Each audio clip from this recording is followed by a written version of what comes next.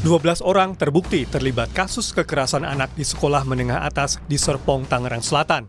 4 orang ditetapkan tersangka, 8 anak yang semua menjadi saksi kini berubah menjadi anak berkonflik dengan hukum.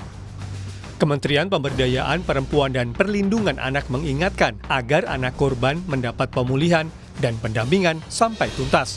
Sementara untuk anak yang berkonflik dengan hukum bisa diselesaikan lewat diversi atau pengalihan penyelesaian perkara anak ke proses di luar peradilan pidana. Anak korban untuk dapat tetap pemulihan dan pendampingan sampai tuntas, kami juga mendorong upaya kepada Polres Tangerang Selatan untuk upaya diversi sesuai dengan Undang-Undang Sistem Peradilan Pidana Anak karena memang ancaman pidananya juga di bawah 7 tahun. Dari kejadian ini, Komisioner KPAI Diah Puspitarini mengingatkan segala perundungan dan bentuk kekerasan harus dihapus, tapi sebagai orang tua wajib memberikan edukasi. Dan juga untuk seluruh anak-anak bangsa agar menghindari dan tidak lagi bersinggungan dengan yang namanya perundungan ataupun bullying. Kita tetap berkomitmen bahwa segala bentuk kekerasan harus kita hapus dan kalau bisa tidak ada toleransi untuk kekerasan. Namun kita juga harus punya kewajiban untuk mengedukasi, mencegah dan mengkampanyekan agar kekerasan ini tidak terulang kembali. 12 orang dikenakan pasal tindak pidana kekerasan anak di bawah umur dan atau pengeroyokan. Tim Liputan Kompas TV.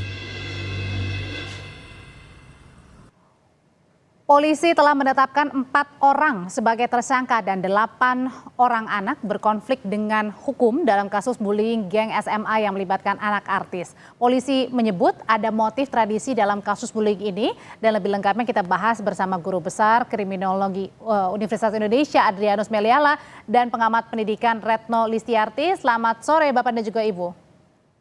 Selamat sore Bu, selamat sore Mbak Desi. Ya, Pak Adri, ini kan tadi polisi sebut ya ada motif tradisi dalam kasus kekerasan dalam anak ini. Ini gimana dilihatnya, Prof? Ya, sebagai suatu komunitas memang cukup dikenal ya proses yang namanya inisiasi atau ritus ketika kita masuk ke sekolah misalnya atau ke suatu lembaga tertentu, maka ada ritus perkenalan. Ada inisiasi di mana kita diajak tur ya untuk mengenal kantor kita yang baru. Nah, itu adalah sesuatu hal yang sebetulnya baik sebetulnya. Namun kemudian berkembang sehingga menjadi suatu ritus yang malah kemudian mengarah pada derogasi itu, perendahan nilai-nilai kemanusiaan, kekerasan, ya pemunculan yang namanya struktur eksploitasi dari senior kepada junior. Maka lalu kemudian banyak pihak yang sudah mulai menjauhkan atau meniadakan konteks inisiasi itu, mengingat tadi dampak-dampak yang sering ditimbulkan oleh kegiatan seperti yang kita kenal dengan MAPRAM, OPSPEC, POSMA, PRONCO, yang tadi saya katakan sebagai sesuatu yang sudah mengarah kepada hal-hal yang negatif begitu. Tapi kalau misalnya meskipun orang ini kemudian mau begitu, tetap saja kan apapun segala bentuk tindak kekerasan ini juga dilarang begitu kan, Prof? Memang agak tricky ya ketika yang bersangkutan itu ada konsen atau ada persetujuan. Masalahnya kan dia konsen untuk ikut serta dalam kelompok itu, bukan konsen dalam konteks dikerjai ya, gitu. Jadi saya kira perlu kita bedakan antara konsen dari segi kedewasaan untuk memasuki satu komunitas yang dewasa atau konsen untuk dipukuli. Nggak ada orang yang mau konsen dipukuli, Pak, begitu. Kalau gitu sekarang kita mendalami soal 8 anak yang berkonflik dengan hukum. 4 orang sudah ditetapkan sebagai tersangka. Bu Retno, ini gimana proses hukumnya? Ada pemisahnya dan tadi juga ada keinginan dari Kemen PPPA untuk melakukan diversi atau proses di luar peradilan pidana. Masih di mute, Bu Retno? Sebenarnya kalau kita melihat diversi ya, penyelesaian di luar pengadilan memang ada dalam Undang-Undang 11 2012 tentang sistem peradilan pidana anak. Nah, atau Undang-Undang SPPA. Nah, itu harus ada ketentuan. Saya juga tidak tahu apakah ke-12 anak ini yang sudah ditetapkan sebagai anak berkonflik dengan hukum usianya berapa. Kalau usianya dia 18 ke atas ya, 18 lebih sehari saja sebenarnya sudah tidak bisa menggunakan undang-undang SPPA, berarti dia perlakuan untuk dia adalah dewasa. Nah, sementara untuk yang usianya di bawah 18 berarti masuk usia anak, itu memang bisa dipergunakan nih untuk kasus ini. Namun sebenarnya kalau korban atau keluarga korban sepakat, ya bisa saja semua usia berapapun kemudian diselesaikan dengan pendekatan tadi diversi. Kalau korbannya atau keluarga korbannya bersedia, tapi kalau tidak bersedia maka proses hukumnya juga harus berlanjut. Nah, lalu nanti bermainnya di tadi ya, tuntutan untuk anak yang sudah bukan anak lagi dengan yang masih di bawah umur tentu nanti berbeda tuh kalau di pengadilan nanti. Tapi kalau diversi ya semua pihak ini memang bisa dan memungkinkan. Tapi tergantung juga dengan pelapornya ya. Keluarga korban. Jadi kalau keluarga korban nggak setuju sih nggak bisa juga, Mbak. Gimana, Bu? Kalau keluarga korban tidak bersedia diversi, akan lanjut. Tetap lanjut prosesnya ke peradilan pidana ya. Oke, balik lagi Prof. Adri, ini kan semuanya dikenain pasal tentang kekerasan dalam anak dan atau pengeroyokan. Nah, untuk peran-perannya sendiri, apakah memang harus dipastikan perannya seperti apa untuk membedakan nantinya hukuman yang diterapkan kepada masing-masing tersangka? Kelihatannya polisi tidak memakai pendekatan peran tersebut, jadi dengan kata lain tidak melihat pada apa yang namanya aktor intelektual atau dader atau penyerta atau akomplice, semua dianggap sama ya. Karena ini adalah satu kegiatan kelompok, maka walaupun mungkin ada satu orang yang menjadi atasan atau ketua, tapi oleh polisi dianggap sebagai sama. Gitu. Atau karena ini juga melibatkan anak, Pak Adri, makanya seperti itu. Tapi mungkin juga lebih kepada karena tadi semua pihak mengaku bahwa mereka bersama-sama untuk gitu ya. Jadi tidak ada yang diperintah atau memerintah, semua mengaku bahwa mereka bersama-sama spontan untuk ngerjain gitu ya. Sehingga lalu konteks atasan bawahannya nggak kelihatan sebagaimana layaknya dalam satu organisasi yang hierarkis ya. Maka atas dasar itu lalu kemudian polisi mengambil struktur sangkaan seperti itu. Tapi juga di pihak lain kalau nanti misalnya jaksa misalnya tidak setuju, tentu lalu kemudian kepolisian akan merombaknya. Bu Retno, ini kan sudah ditetapkan 4 orang tersangka, 8 anak berkonflik dengan hukum. Nah, sekolah dalam hal ini apakah juga bisa mendapatkan sanksi mungkin?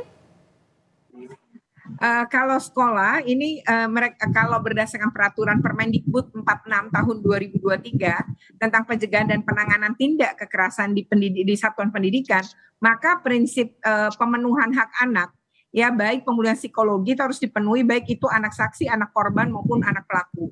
Yang kedua adalah hak atas pendidikan tetap harus dapat terpenuhi. Jadi dalam proses sampai anak ini nanti mendapatkan vonis. Jadi kalau vonis dan sudah ingkrah, maka pada saat itu misalnya dia harus menjalani hukuman di penjara anak, maka disitulah sekolah bisa menghentikan proses pembelajaran dalam arti dikeluarkan gitu ya, lalu pindah ke lapas anak. Biasanya lapas anak itu ada. Tapi harus ada sanksinya nggak, Bu Retno? Ada PKBM. Kenapa? Harus ada sanksi kepada pihak sekolah? Kalau sanksi kan satu itu kalau kita baca di media adalah dikeluarkan. Tapi belakangan misalnya salah satu lawyer ya dari orang tua itu menyatakan bukan dikeluarkan tapi mereka diminta untuk mengundurkan diri. Nah itu kan yang dianggap oleh sekolah sebagai sanksi. Padahal ini mereka kelas 12. Kalau untuk sekolahnya sendiri, Bu Retno, meskipun ini dilakukan di luar sekolah ya, tapi kan mereka juga anak-anak sekolah, 1 SMA juga. Kalau sekolah dalam Permendikbud 46 itu cakupannya termasuk ruang lingkupnya di luar sekolah dan itu anak-anak mereka, anak sekolah yang sama itu tetap bisa ditangani oleh sekolah. Nah yang kedua adalah kalau saya melihatnya gini ya, geng ini kan menurut keterangan sekolah sendiri sudah 9 angkatan atau sudah 9 tahun berarti. Artinya sudah terendus dan nggak mungkin juga kekerasannya dilakukan baru-baru ini. Nah hanya yang ketahuan mungkin sekarang. Nah artinya sekolah itu sebenarnya punya andil juga kelalaian karena mendiamkan ini sebagai sebuah geng kan sampai kemudian peristiwanya terjadi dan sebenarnya nggak adil juga ya ketika sekolah tidak mampu menangani geng ini lalu muncul konflik atau kasus seperti ini lalu yang dihukum anak-anak gitu. Nah dalam konteks Undang-Undang Perlindungan Anak kesalahan anak itu kan nggak berdiri sendiri ya ada kontribusi orang dewasa di lingkungan anak. Yang kedua anak itu andaikan dalam kasus seperti ini, anak ini kan dianggap sebagai pelaku sekaligus korban juga gitu. Oke, Prof, Pak Adri, ini kan anak yang anak korban begitu ya, masih berusia 17 tahun. Dari hasil pemeriksaan psikologis juga stres akut gitu ya, ketakutan. Ini gimana caranya untuk mungkin bisa mengembalikan rasa percaya dirinya lagi ke depan setelah benar-benar pulih anak korban ini, Pak Adri? Saya sebetulnya bukan psikolog ya, jadi agak nebak-nebak juga nih. Tapi kalau boleh saya beranggapan dua hal. Pertama dengan lingkungan belajar yang kondusif, sehat, dan mendukung, maka tentu rasa stresnya akan kembali hilang. Dan yang kedua adalah dukungan keluarga ya, yang juga sportif pada anak yang stres ini, maka saya kira cepat atau lambat stresnya akan juga hilang. Begitu, Pak. Oke. Pak Adri, kemarin juga bukan hanya tadi ya dari PPPA menginginkan adanya diversi di luar proses peradilan pidana, tapi sebelumnya anak orang tua saksi atau siswa ini, artis Pinsa juga meminta agar supaya bisa baik-baik diselesaikannya. Itu apakah bisa memungkinkan? Saya kira saya sepakat dengan yang dikatakan oleh Bu Retno soal mediasi tadi ya, melalui diversi.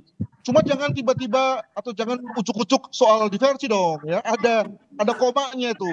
Ya tadi bahwa korban harus oke dulu. Korban harus bersedia dulu untuk kemudian dimediasikan, barulah kemudian diversi jalan. Nah, sebab kalau tanpa ada semacam prakondisi bahwa korban bersedia, maka lalu akan menjadi amat lunak bagi si pelaku nih. Sekarang ini sudah ada semacam anggapan loh, Bapak Ibu sekalian, bahwa kalau gitu nanti juga dikembalikan ke rumah gitu. Ada semacam anggapan salah di mata anak-anak pelaku bahwa ini mudah sekarang ini ringan. Kalaupun saya melakukan paling dikembalikan ke rumah. Nah, itu kan satu pemahaman yang salah karena kita belum apa-apa tidak menetapkan satu prakondisi langsung bilang soal diversi. Nah, maka janganlah kita mengulangi lagi. Tetap kembali kepada apa yang menjadi kemauan korban, dan ketika korban siap, korban bersedia, barulah kemudian diversi jalan. Demikian. Karena yang paling penting juga para pelaku ini tidak melakukan kembali ya, Pak Adri dan juga Bu Retno, untuk kasus perundungan maupun juga kekerasan dalam anak. Terima kasih Adrianus Meliala, Guru Besar Kriminolog Universitas Indonesia, dan juga pengamat pendidikan Retno Listiarti. Terima kasih Bapak dan juga Ibu. Terima kasih. Mas